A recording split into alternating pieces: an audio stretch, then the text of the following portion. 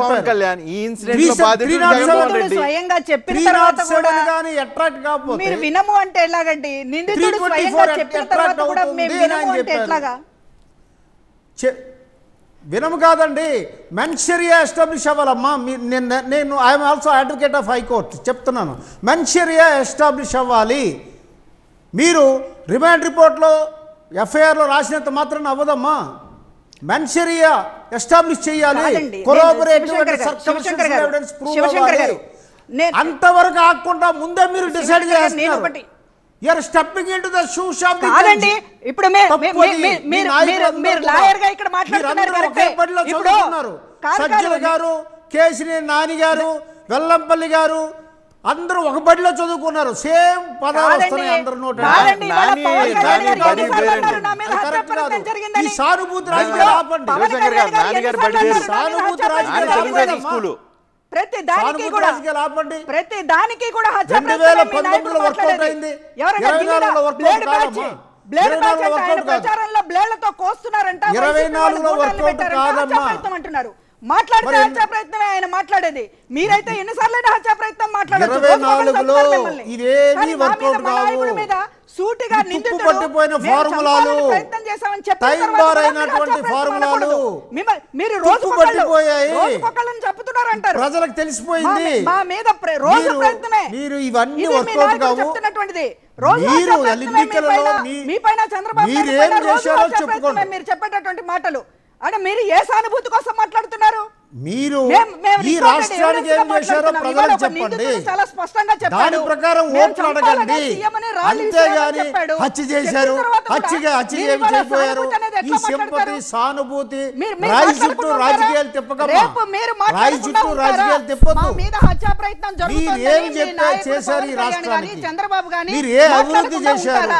ఎన్ని పరిశ్రమలు తెచ్చారు? రైతులకు ఏం చేశారు? విద్యార్థులకు ఏం చేశారు?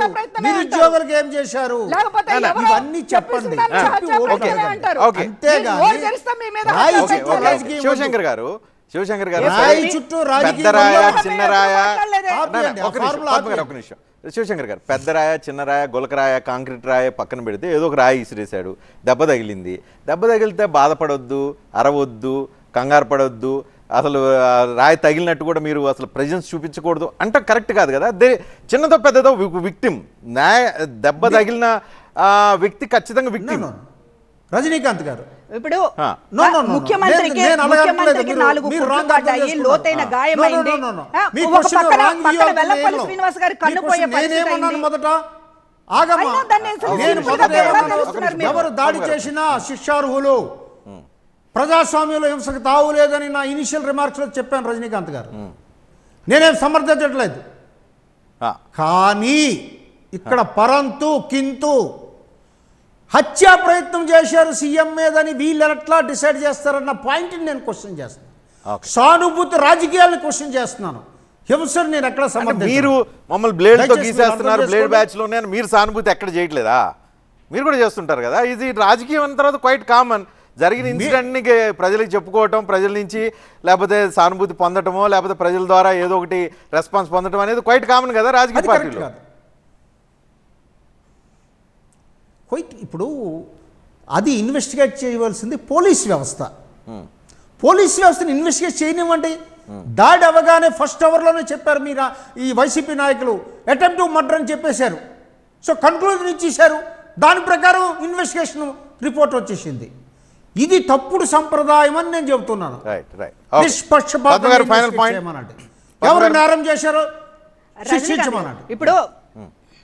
ఇప్పుడు ముఖ్యమంత్రి గారి తల పగిలి పక్కన కన్ను పోయి వెల్లంపల్లి శ్రీనివాస్ అప్పుడు కూడా ఇది హత్యా ప్రయత్నం అనకుండా ఏదో సరదాగా వేసాడు. ఎల్వి ప్రసాద్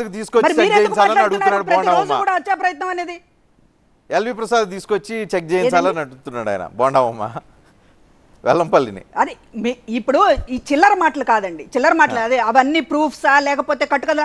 వెల్లంపల్లి శ్రీనివాస్ గారి కన్ను పూర్తిగా మూసుకుపోయింది. నేను చూసాను నా కళ్ళతో కూడా. నన్ను కూడా ఎల్వి ప్రసాద్కి రమ్మంటే వస్తాను, అది వేరే విషయం. కానీ కన్ను పూర్తిగా మూసిపోయి ఘటన జరిగిన వెంటనే నీరు గారుతున్నటువంటి పరిస్థితి నుంచి అతను కార్నియా దెబ్బతిని కట్టుకట్టితే దాన్ని కూడా హేళనగా చేసి మాట్లాడి చివరికి ఏంటి కాలుకు తగిలితే కన్నుకు గట్టు కట్టాడని మాట్లాడుతున్నాడు ఆ మహానుభావుడు. కన్ను స్పష్టంగా దెబ్బతినే కెమెరాలకు కనబడుతున్నా కూడా ఇంత హేళన చేసేటటువంటి స్థితిలో మీరు ఉంటే మీరు మనసా లేకపోతే హృదయమా లేకపోతే ఉన్న గుండెరాయిలు పెట్టుకుని రాళ్ల బండలు పెట్టుకుని కూర్చున్నారో నాకు అర్థం కావటం లేదు. అంటే ఇంత తీవ్ర స్థాయిలో దెబ్బలు జరిగిన తర్వాత కూడా హత్యా ప్రయత్నం అనొద్దంట. నిందితుడు చెప్పిన తర్వాత కూడా నేను చంపాలని వేశాను అన్న తర్వాత కూడా అనకూడదట హత్యా ప్రయత్నం. లేకపోతే ఇంకొకటి ఎక్కి మమ్మల్ని చంపాలని చూస్తున్నారు, మా మీద హత్యా ప్రయత్నం జరిగిందని కూడా మీరు కూడా వస్తారు, కానీ ఇంకొకళ్ళని మాత్రం అనకూడదు.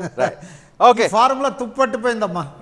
నోరు తెరిస్తే మీరు అదే మాట హత్యా ప్రయత్నమే మీ మీద. పద్మ గారు, శివశంకర్ గారు, థ్యాంక్ యూ వెరీ మచ్.